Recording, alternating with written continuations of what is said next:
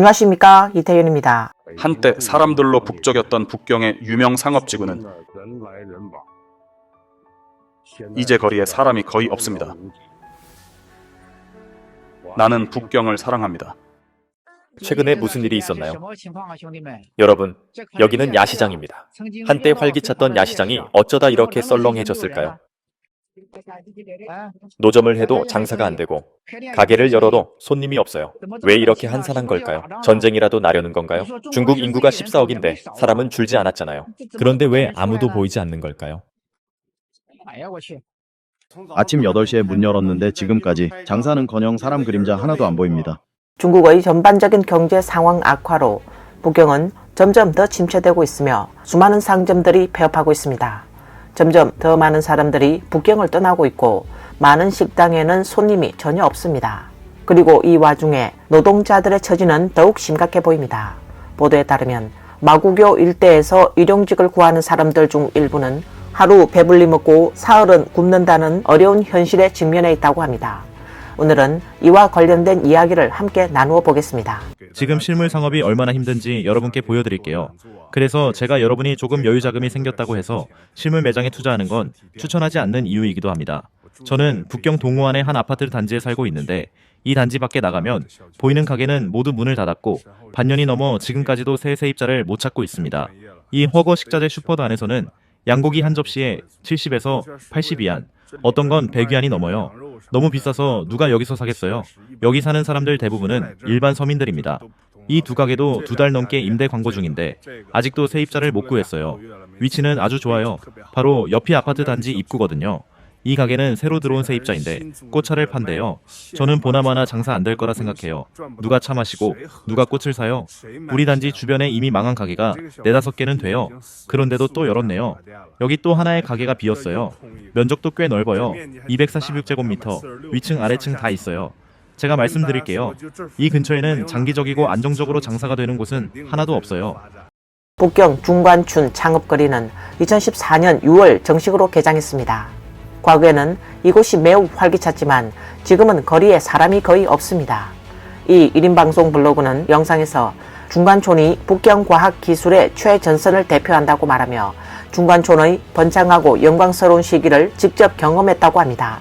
그런데 불과 몇 년 만에 이곳이 이렇게 텅텅 비게 된 현실에 매우 충격을 받았다고 전했습니다.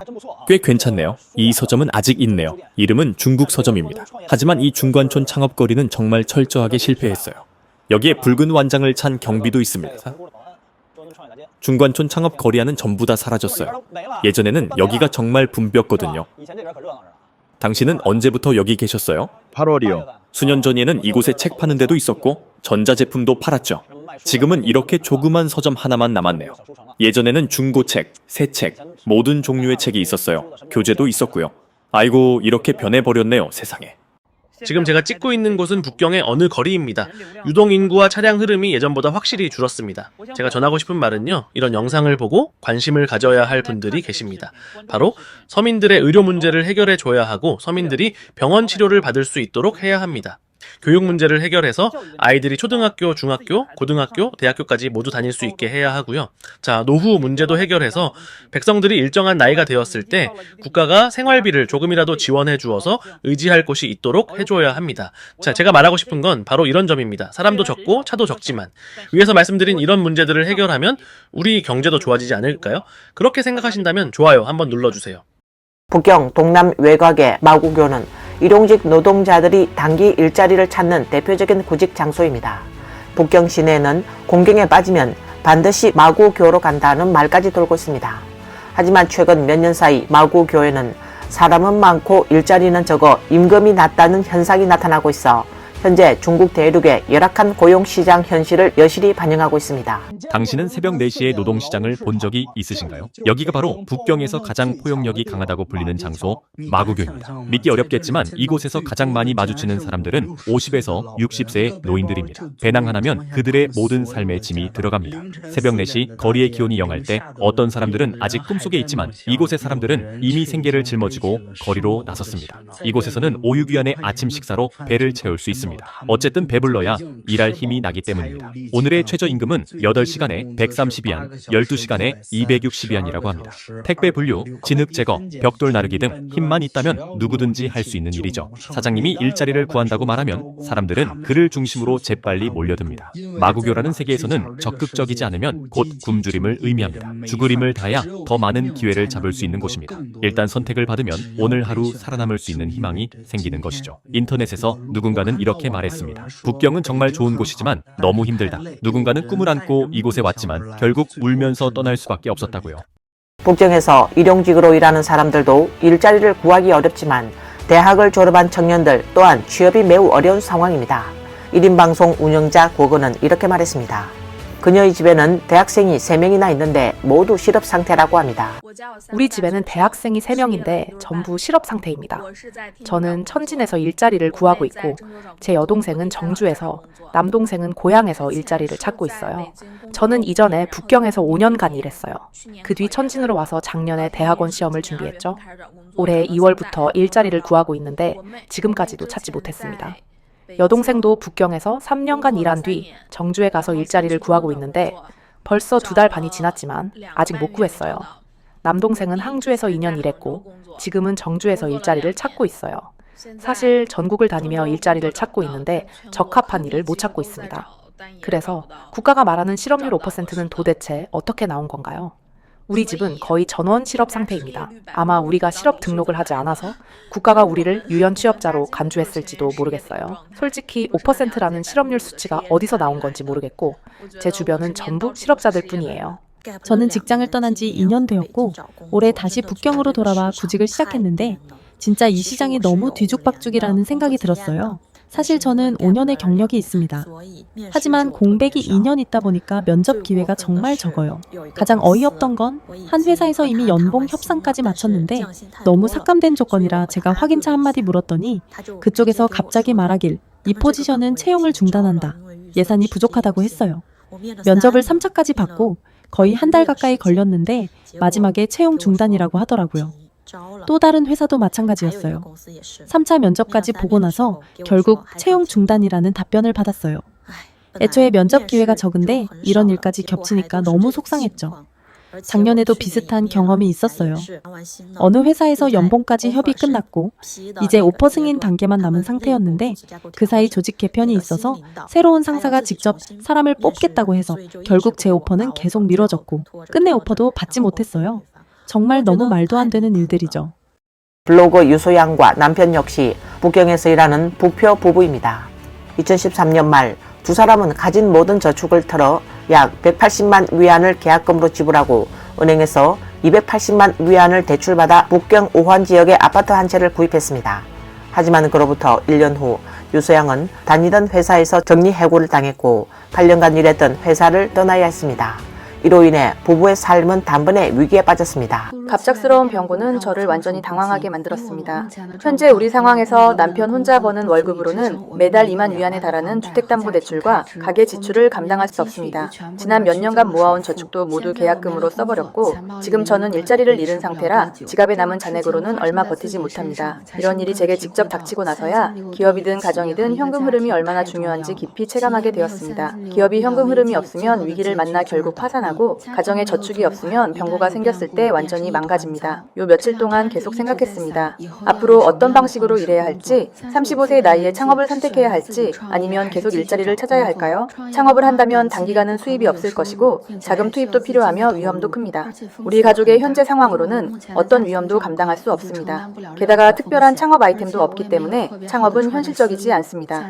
그렇다고 취업을 하자니 35세의 둘째 아이를 키우는 엄마는 직장에서 경쟁력이 없습니다. 몇천 위안짜리 일자리조차도 많은 사람들이 노리고 있는 상황인데 그 월급으로는 우리 가계 지출을 도저히 감당할 수 없습니다. 중년 실업, 정말 이렇게 난감할 줄은 몰랐습니다. 북경의 이주 노동자 아다이는 실직한 지 벌써 석 달이 다 되어가지만 아직까지 일자리를 찾지 못했습니다.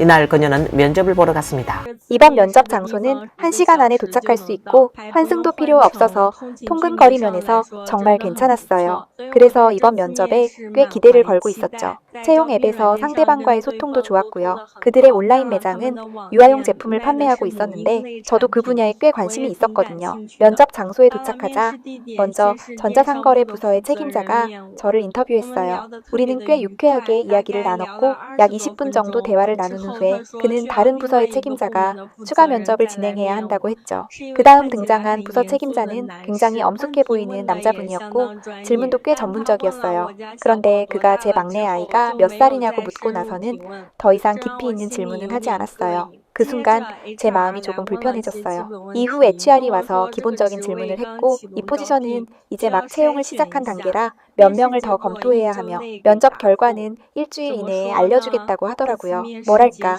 면접을 마치고 나니 마음이 좀 씁쓸하네요. 북경의 상권이 지금 얼마나 침체됐는지 제가 한 가게를 보여드릴게요. 이 가게는 조양 대열성 옆에 원래 맘카페였던 곳인데 지금은 Think A라는 이름으로 바뀌었어요. 몇 년 전만 해도 이 매장은 1층, 2층 전부 맘카페였고요. 가보면 자리가 하나도 없었어요. 안에는 대부분 인터넷 유명인들이 앉아 있었고 사업 이야기를 하면서 수천만 위안짜리 계약도 논의하곤 했죠. 그런데 오늘은 중국 국경절 연휴 둘째 날임에도 불구하고 제가 친구와 함께 이곳에 앉아보니 안팎으로 손님이 겨우 20명 정도더라고요. 예전 같았으면 이 가게는 틀림없이 만석이었을 겁니다. 저는 지금 북경 풍대구에 있습니다. 현재 시각은 저녁 7시 30분 정각, 바로 저녁 식사 시간입니다. 북경의 저녁 식사 시간인데요. 이 근처에 몇 개 패스트푸드 가게가 있어서 한번 보여드릴게요. 음식점을 하시려는 분들 보고 나서 결정하시길 바랍니다. 지금 저녁 시간 여기 북경에서 제가 보여드릴게요. 진다완 도삭국수는 한 테이블에 2명이 식사하고 있고요. 여기는 새로 문 연 면집인데 역시 산서성 음식점 진희래예요. 아직 시범 영업 중이라 계란을 공짜로 주고 면도 무한 리필이에요. 손님은 10명 조금 넘네요. 그 다음은 패스트푸드점 초이흥인데 저녁 7시 반인데도 7, 8명 밖에 식사하고 있지 않아요. 이 유유도양이라는 꽤 큰 가게는 안에 손님이 단 2명 뿐이에요. 여기는 북경이고 그것도 번화가예요. 뒤쪽에 보이는 가게들 보이시죠? 방금 보여드린 가게들이에요. 사람이 없어요. 이렇게 큰 가게인데 정말 너무 처참하네요. 너무 안타깝습니다. 북경 같은 일선 도시가 정말 이렇게까지 썰렁해졌나요? 북경 최대 규모의 쇼핑몰에서 4년 반 동안 연중무휴로 운영해온 이 옷 가게는 올 3월과 4월의 매출을 보고 정말 우리가 여기가 북경에 있는 건지 의심하게 됐습니다. 저랑 남편이 이 가게를 연 건 4년 전 팬데믹이 가장 심각할 때였습니다. 그때 원래 이 자리를 하던 사장님이 포기했고 저희 부부가 이 가게를 넘겨받아 직접 운영하기 시작했어요. 당시에는 쇼핑몰 측과 1년 계약을 맺으면 2개월 임대료를 무료로 주는 조건이었어요. 가게 위치는 쇼핑몰 제일 끝쪽에 있어서 여기서도 가장 안 좋은 자리입니다. 지난 2년 동안 비용 절감을 위해 직원도 안 쓰고 저희 부부가 하루에 10시간 넘게 돌아가며 지켰어요. 오늘은 밖에 비도 오고 아침에 물건을 한 보따리 받았는데 전부 비에 젖어 있었어요. 그래서 입구에서 전부 풀어야 했고 내내 통로에는 손님이 단 한 명도 없었습니다. 보통 사람들은 정말 더는 북경에서 버틸 수 없는 걸까요? 저희처럼 학벌도 없고 백도 없는 평범한 사람들이 할 수 있는 일은 이렇게 작은 장사밖에 없습니다. 다른 도시로 옮겨간다는 건 엄두도 못 내요. 지금 고향으로 돌아가는 것도 현실적으로 어렵고요.